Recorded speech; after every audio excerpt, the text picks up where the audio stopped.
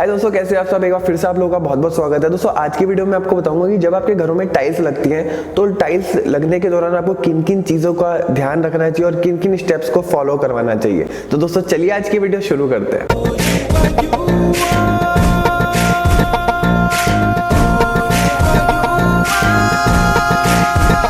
तो दोस्तों सबसे पहले हम बात करते हैं स्टेप नंबर 1 के बारे में। तो इसमें क्या करना है कि जो भी आपकी वॉल्स होती है उस पर आपको क्योरिंग करनी है, उसको आपको तराई करनी है। तो देखिए उसका रीज़न ये है कि जो आपकी प्लास्टर की जो वॉल्स होती है वो एक तरह से प्यासी होती है। अगर आप टाइल्स लगाते हैं तो टाइल्स आप चाहे केमिकल में लगाएं चाहे सीमेंट से लगाएं या फिर दोनों को मिक्स करके लगाएं, तो जब आप उसको वॉल पे लगाते हैं तो उसका जो पानी होता है वो आपका जो प्लास्टर वाली वॉल होती है वो चूस लेती है और आपका जो भी मसाला होता है वो ठीक तरीके से वहाँ पर टिक नहीं पाता और आपकी टाइल नीचे गिर जाती है।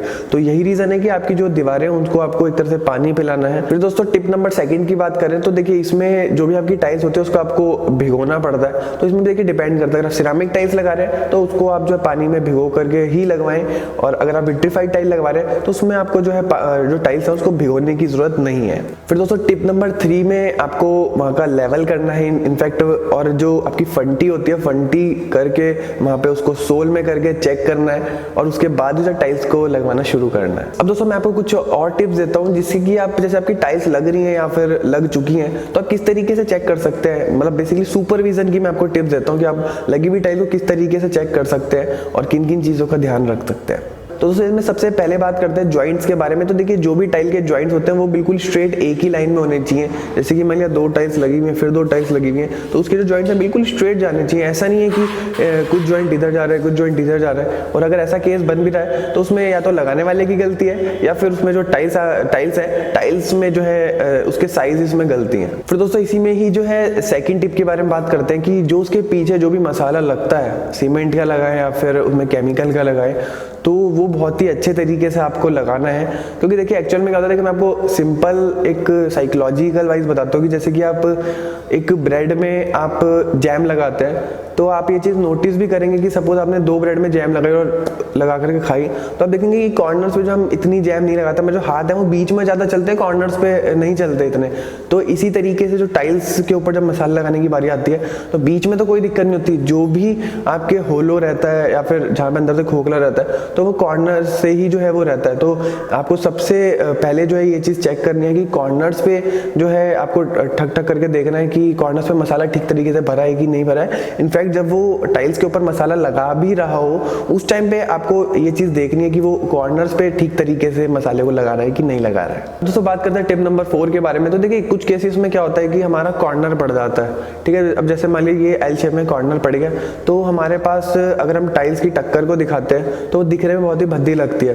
तो उस केस में जो हमें कलम बनानी पड़ती है। सब फॉर एग्जांपल अगर मान लिया ये एक ये टाइल का पीस एक ये टाइल का पीस, तो उसमें ग्राइंडर मारते हैं एक तरफ से और दूसरी तरफ से ग्राइंडर मारते हैं और दोनों को मिला देते हैं। तो दोनों तरफ से जो टाइल की जो फिनिश फेस है वो दिखता है और हमारी जो टाइल है वो अच्छी लगती है। और अगर इसमें बेसिकली क्या टाइम लगता है तो जो भी अगर आप किसी भी मिस्त्री को से अगर काम करवाते हैं तो वो जो है इस काम में जो है अपनी लेबर को बचाने के लिए आपके साथ धोखाधड़ी कर सकता है। दोस्तों जब आपकी टाइल्स लग जाती है तो आपको प्लम बॉब से खुद चेक करना है कि आपकी जो टाइल है वो ठीक तरीके से सोल में है कि नहीं है। तो देखिए इसका सिंपल है कि आप जब प्लम बॉब को लगाएंगे तो जो उसका पॉइंट है वो हल्का हल्का जो है वॉल से टच होना चाहिए, बिल्कुल भी टच नहीं होना चाहिए और बिल्कुल भी दूर नहीं भागना चाहिए। मतलब हल्का हल्का जैसे बोल सकते हैं कि हल्की हल्की किस जो है प्लम बॉब जो है वो वॉल की लेना चाहिए, मतलब किस लेके पीछे।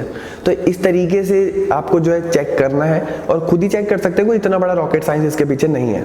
अब दोस्तों लास्ट में आपको 2 बहुत ही इंपॉर्टेंट गोल्डन टिप्स के साथ जो है वीडियो का एंड करूंगा। तो इसमें सबसे पहला गोल्डन टिप जो है वो ये कि जब आप टाइल्स को लगाते हैं तो उसको साथ साथ ही जो है साफ करके उसको ग्राउटिंग करते हुए चलिए। उसका रीजन ये कि अगर आप साफ नहीं करेंगे तो जो भी उसमें दाग धब्बे हैं तो वो बाद में साफ करने में बहुत ही ज्यादा प्रॉब्लम होती है। हालांकि साफ हो जाते हैं लेकिन उसमें ज्यादा जो है एफर्ट लगता है, तो आप साथ साथ ही साफ करते हुए चलिए तो वो ज्यादा बढ़िया। और ग्राउटिंग में जो है साथ साथ ही करते हुए चलिए। कुछ लोग क्या कहते हैं टाइल लगाने वाले कि हम बाद में इसको साफ कर देंगे बाद में ग्राउटिंग कर देंगे, तो ऐसा मत करिए, आप साथ साथ ही उसे साफ करते हुए चलिए।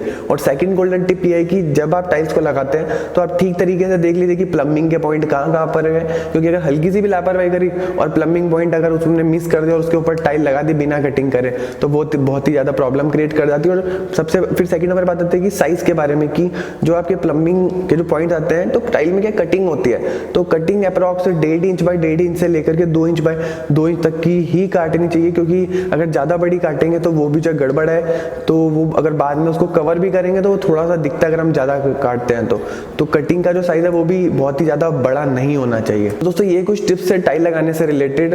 तो आशा करता हूँ कि आपको ये जो वीडियो है अच्छी लगी होगी। अच्छी लगी तो इसको लाइक कर सकते हैं, और अगर आपका कोई भी क्वेश्चन इस टॉपिक के रिगार्डिंग तो आप नीचे कमेंट बॉक्स में पूछ सकते हैं। मेरी वीडियो देखने के लिए बहुत बहुत धन्यवाद। जय हिंद, वंदे मातरम।